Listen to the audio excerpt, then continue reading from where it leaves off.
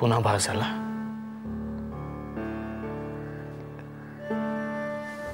काय पाहिलंस आता सांग ना.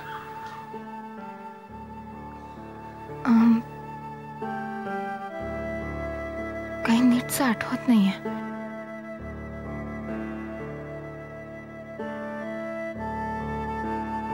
ठीक आहे, आठवून सांग.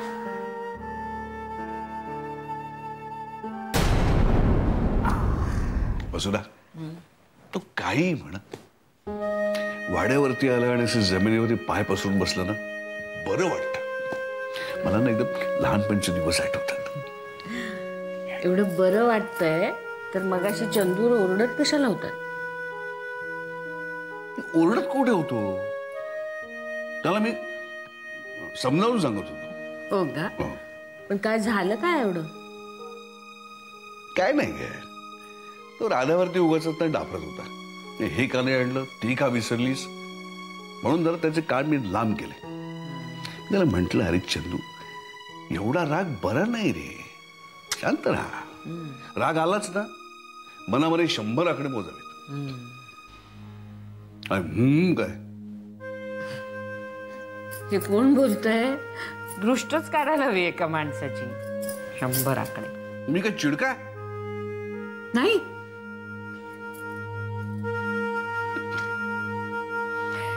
1 2 3 73 87 100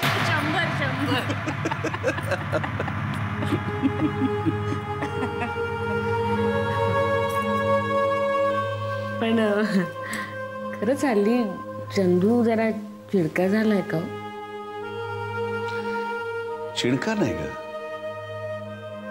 त्रस्त असतो तो. म्हणावं तसं अजून तो सेटल झाला नाही ना.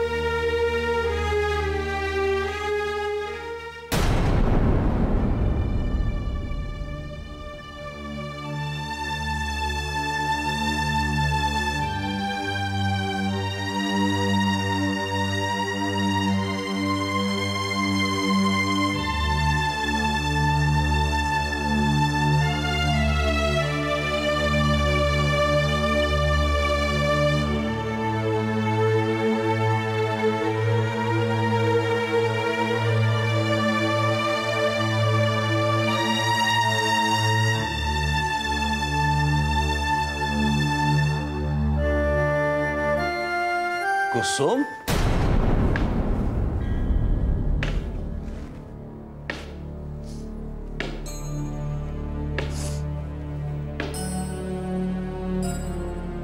काय ग, काय चाललंय?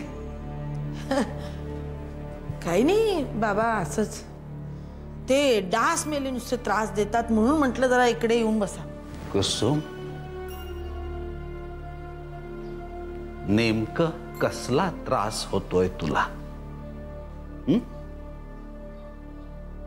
आठवणींचा का? श्रीराम श्रीराम.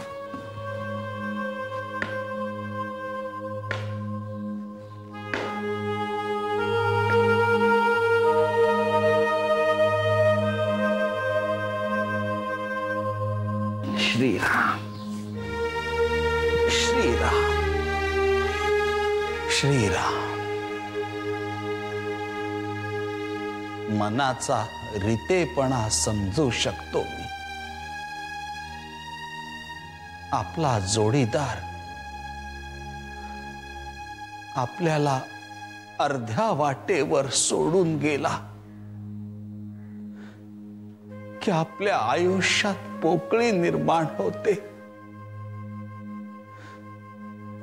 मी देखील ती अनुभवली आहे.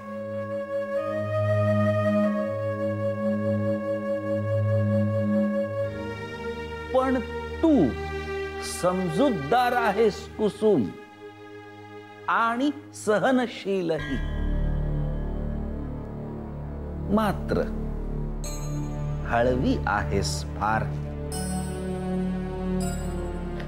मला नेहमीच तुझ्याशी भरभरून बोलावंसं वाटतं. कधीही तुला एकटी सोडू नये असं वाटतं. मला कधी कधी असं वाटतं बाबा, देव प्रत्येकाच्या वाट्याला 2 गोष्टी वाटत असतो. एक हे स्वप्न आणि दुसऱ्या आठवणी. काही लोक असतात नशीबवान ज्यांची स्वप्न पूर्ण होतात आणि मग त्यांच्या आठवणी होतात. काही आमच्यासारखे असतात ज्यांची स्वप्नच देव हिरावून घेतो आणि मग त्या हिरावलेल्या स्वप्नांच्या आठवणी मात्र ठेवून घेतो. कुसुम, स्वतःच्या नशिबाला दोष देऊ नकोस. मला कोणालाही दोष नाही द्यायचा आहे बाबा. कोणाला दोष देणार बाबा? तुम्हाला आठवतंय लहानपणी मी हळवी झाले, मला आईची आठवण यायला लागली की मग तुम्ही दादाला आणि बाळला ना खोटं खोटं ओरडायचं आणि मग मला एक छानशी गोष्ट सांगायचं. मी तुम्हाला आता एक गोष्ट सांगणार आहे बाबा.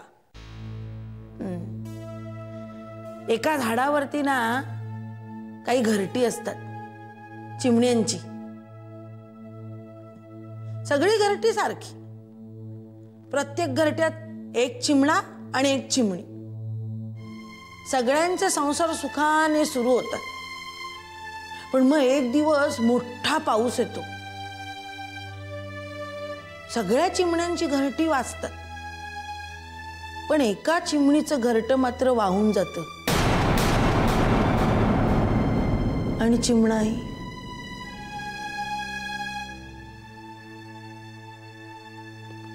चिमणी खूप चिडते, पावसाला शिव्या देते, शाप देते. पण तहान लागली की पुन्हा पावसाकडे येरे येरे पावसा म्हणते. पावसाला तिची दया येते.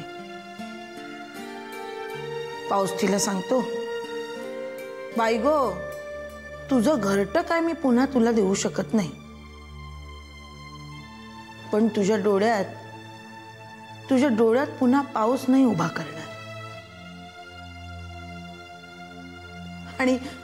आणि गंमत म्हणजे पाऊस त्याचा शब्द पाळतो.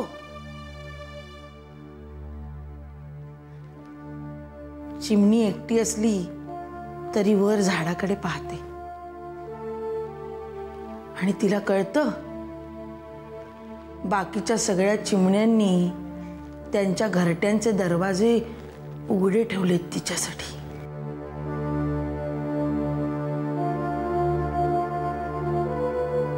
माझंही तसंच झालंय बाबा.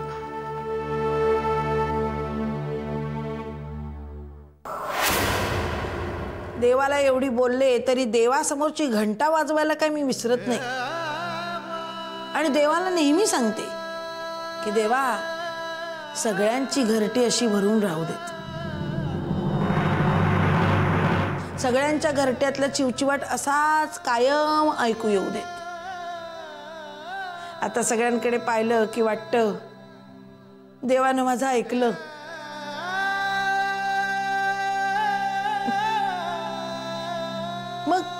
मग मी माझ्या नशिबाला दोष का देऊ बाबा? मी तर नशीबवान आहे, हो की नाही बाबा?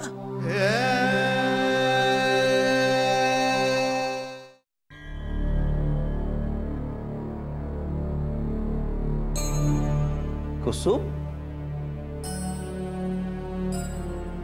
आज कळतंय पावसाने त्या चिमणीचं घरटं वाहून नेलं, पण जाताना आभाळा एवढं मन दिलं. आपलं घरटं वाहून गेलं म्हणून रडणारे खूप पाहिलेत, पण इतरांच्या घरट्यांना आपलं मानून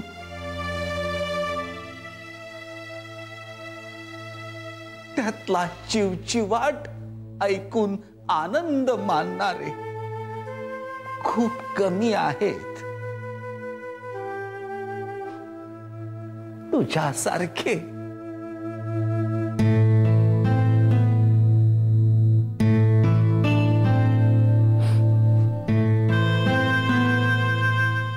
खूप मोठी आहेस तू कुसुम, माझ्यापेक्षाही.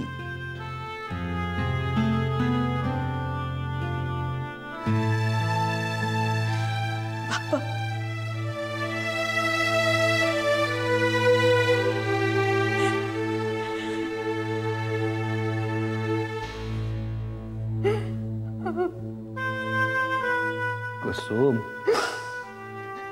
रडू नकोस बाळ, रडू नको.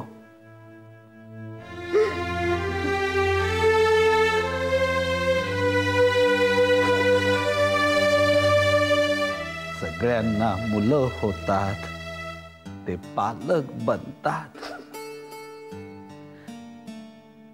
पालक झाल्यावर खूप आनंद होतो, पण अभिमान केव्हा वाटतो माहितीये? जेव्हा मुलं पालक बनतात. जशी तू आहेस बाळ. आणि मोठ्यांनी छोट्यांना समजवायचं असतं,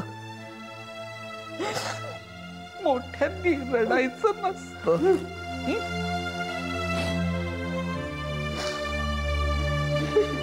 श्रीराम, श्रीराम.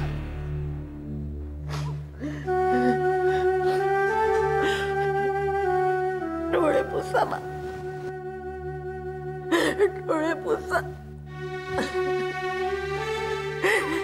रडताना तुम्ही नाही बरे दिसत मामा.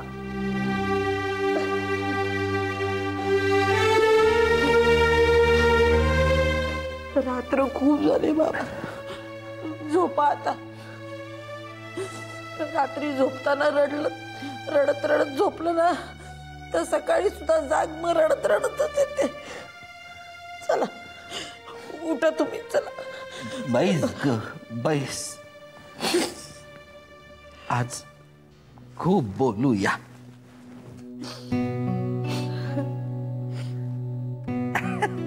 कुसुम, तुला एक गोष्ट सांगू का मी? सांगा बाबा.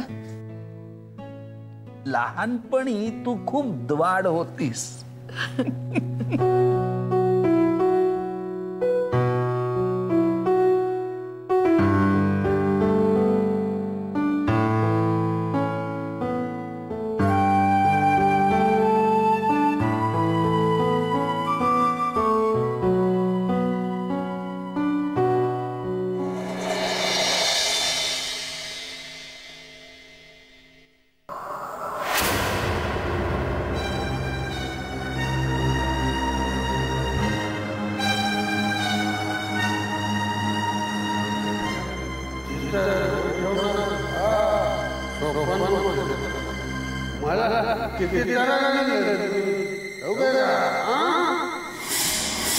मोठा होणार सोपाने तुले मोठा होणार.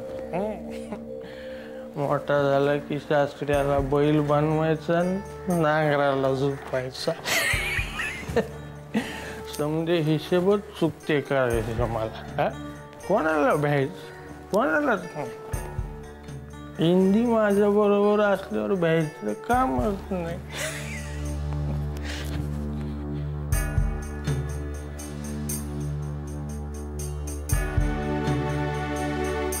बोलते तू एवढ्या रातच्याला घराला नाही?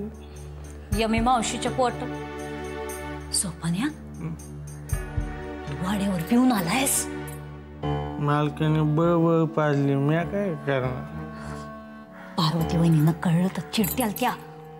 समते शास्त्री झेंड काढतील तुझी. हिम्मत आहे का त्याची? काय मोगलाई लागून गेली तुला? काय एवढा पोळका शास्त्र्याचा? का तुला पण भेटला कोणी भालचंद्रराव? अन्न खाते मी त्याचं.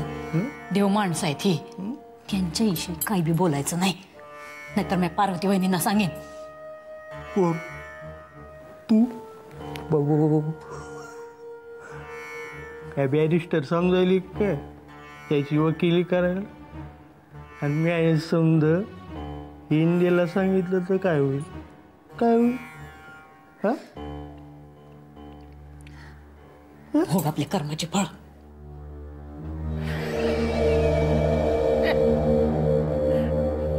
मला अक्कल शिकवायला झेंड म्हणून हिच्या अंगात काय पार्वती वहिनी शिरली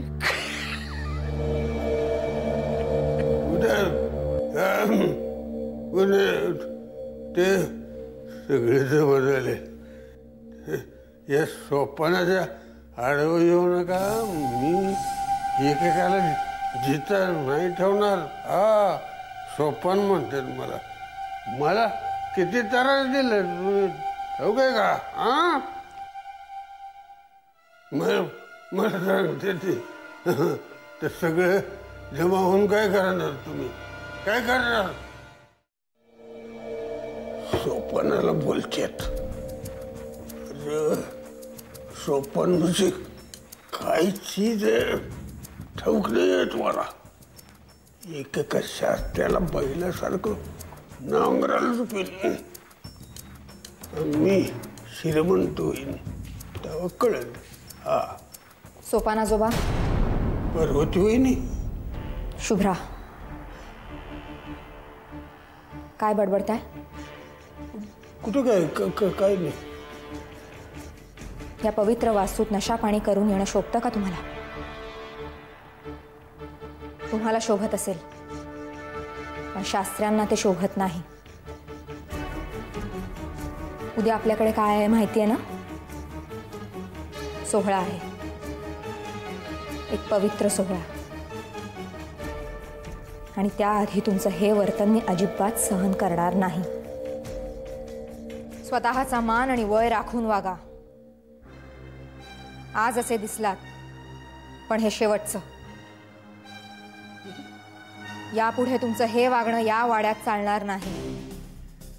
नाहीतर यापुढे तुम्हाला या वाड्यात स्थान असणार नाही. कळलं का?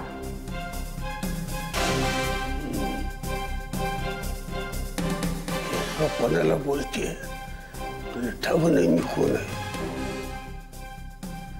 आता बोललीस तर बोललीस. याच्या पुढे बोललीस तर काय म्हणालात? कुठं काय मी काय कुठं बोललो का? सगळे झोपलेत माहितीये ना? यानंतर तुमच्या तोंडून पुटपुटनंही ऐकू येता कामा नाही. झोपा आता मुकाट्याने. आणि हे शेवटचं सांगते.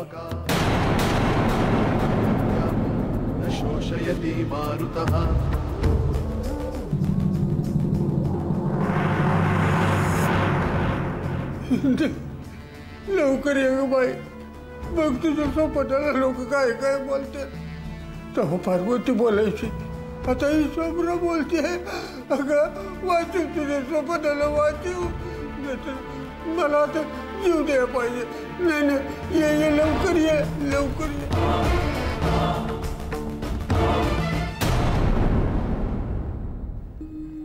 ते कसं दिसतंय?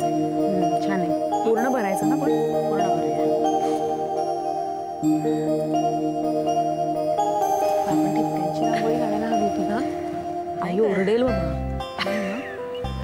राधा वहिनी हसतेच काय?